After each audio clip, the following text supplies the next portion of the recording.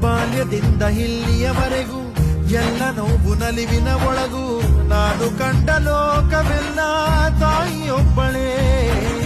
ನನಗೂ ಒಬ್ಬ ತಂದೆ ಇರುವ, ಕಾಣಲಿಕ್ಕೆ ಬಂದೇ ಬರುವ ಎಂಬ ಕಥೆಗೆ ಒಪ್ಪಲಿ ಹೇಗೆ ಬಂದ ಕೂಡಲೇ.